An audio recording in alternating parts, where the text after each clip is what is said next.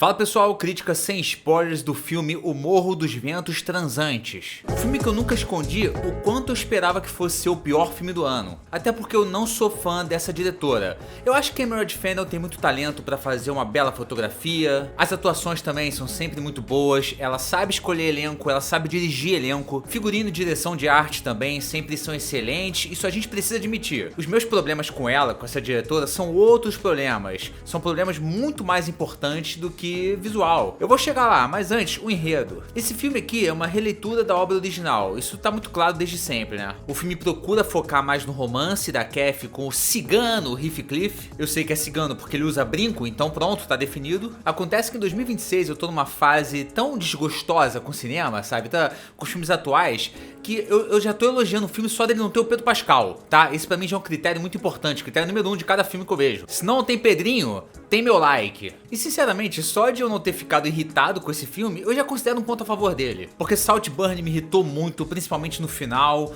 Eu acho que essa diretora não sabe terminar os filmes dela. Aquele filme se acha mais inteligente do que o público, se acha inteligente demais e não é. E olha só que loucura, pra mim, O Morro dos Ventos Transantes é o melhor filme da Emerald Fennell. Mas calma, eu não acho um filme bom, eu não consigo dizer que esse filme é bom, eu não consigo dizer que eu gostei do filme. Mas eu achei que é um filme mais maduro do ponto de vista de direção. Eu senti que dessa vez ela se preocupou bem menos em ficar chocando gratuitamente, sabe? Assim, a cena inicial desse filme aqui é uma merda, tá? Eu sabia que ia ser essa cena, eu sabia que ela ia ser uma merda, porque eu tenho informações, tá, galera? Eu já sabia que o filme ia começar com aquela cena. Quem assistiu sabe o que eu tô falando, né? A ceninha inicial ali é uma merda. Eu achei que o filme inteiro ia ser nessa pegada, tá? Porque, por exemplo, Saltburn tem lá a cena da banheira, né? Quem assistiu sabe também. Ou então a cena da cova, sabe? Eu achei que ela ia pra esse lado aqui com esse filme, não foi, tá? É só essa cena inicial aí que é muito Emerald Fennell. Porra, olha só como é que eu sou safadinha.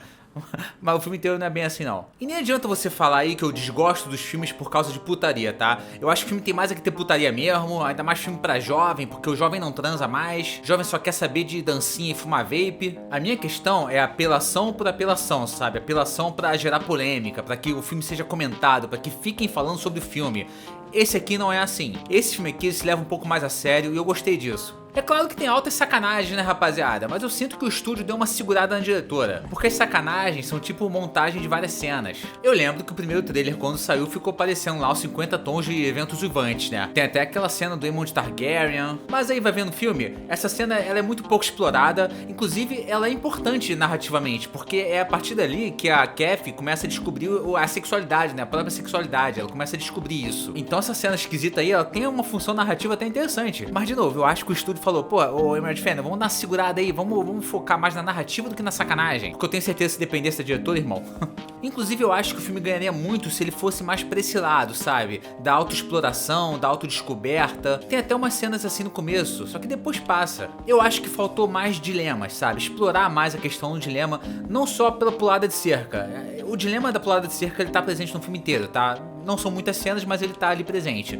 Mas o dilema do tabu, porque esse livro ele foi escrito numa época em que beijo era crime, ter beijo era tipo pornografia, sabe? Era muito tabu mesmo. Tanto que o próprio livro se censura de abordar o romance de forma clara. Morro dos Ventos Uivantes é uma história de vingança, não de romance. Então eu ia achar legal se o filme explorasse mais esse tabu, justamente fazendo essa metalinguagem. Mas o fator proibido de pecado é muito mais explorado por ser uma relação extraconjugal. Ou seja, apostaram no óbvio.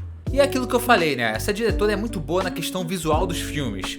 A fotografia desse filme é linda, o figurino também, tem até montagem de clipes da Margot Robbie com os vestidos muito maneiros. Eu elogiei também que a diretora sabe dirigir elenco, e o elenco tá muito bem nesse filme. Pra começar, a loba Margot Robbie tá excelente como sempre, é uma atriz incrível, né, rapaziada? Não só pelo carisma ou pela beleza dela que é fraquinha, né? Mas ela é muito boa atuando desde o início da carreira. Eu gosto da atuação do Jacob Elord também. Eu não gostei lá do Frankenstein, mas eu gosto da atuação dele e gosto nesse filme também. Eu acho que ele deu uma presença muito imponente ao personagem que faz todo sentido.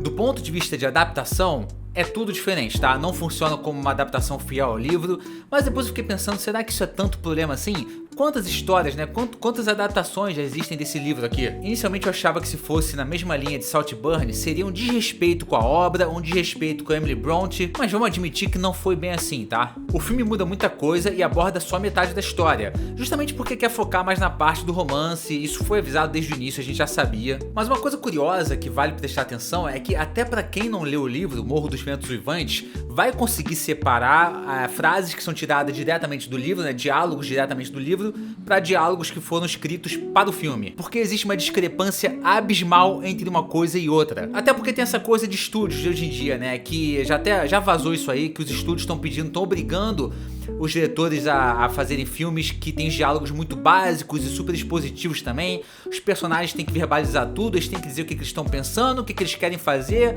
tem que falar abertamente as coisas, não tem mais entrelinhas, não tem mais interpretação. A própria Netflix começou com isso, com essa história de que hoje em dia as pessoas assistem o filme em segundo plano, assistem o filme com o celular na mão, então tem que ouvir o que os personagens estão dizendo pra poder entender o filme, senão a pessoa não gosta do filme. Eu nem vou me estressar com isso não, porque é assim agora, a partir de agora é assim, mudou, o mundo gira, o tempo avança pra frente e agora as coisas são assim. Pronto, é isso. Então a impressão que fica é que é um filme muito 2026, né? Um filme pra jovem do TikTok fazer edit. Ele é um retrato não da época em que ele se passa, mas da época em que ele é lançado. Assim como o livro é um reflexo da época em que ele foi lançado. E na história basicamente não tem romance, não tem nenhum beijo sequer. Já o filme é tão 2026 que o Heathcliff volta como Red Pill nesse filme, depois que ele volta ricão, sabe? Eu achei isso incrível. Completamente Red Pill das ideias. Mas e você, já assistiu? Comenta aí embaixo o que você achou das diferenças. Você acha que é 50 tons de Ventos Uivantes mesmo? Você acha que a Margot Robbie tá muito loba ultimamente, né? Nas entrevistas aí com o Jacob Elord, falando que o cara é lindo, que se sentiu ali, né, perdendo o equilíbrio perto dele. Agora tá falando até do Wagner Moura também. É uma loba, né, rapaziada? Que Deus tenha piedade aí do marido da Margot Robbie. Valeu, rapaziada. Até a próxima. Fui.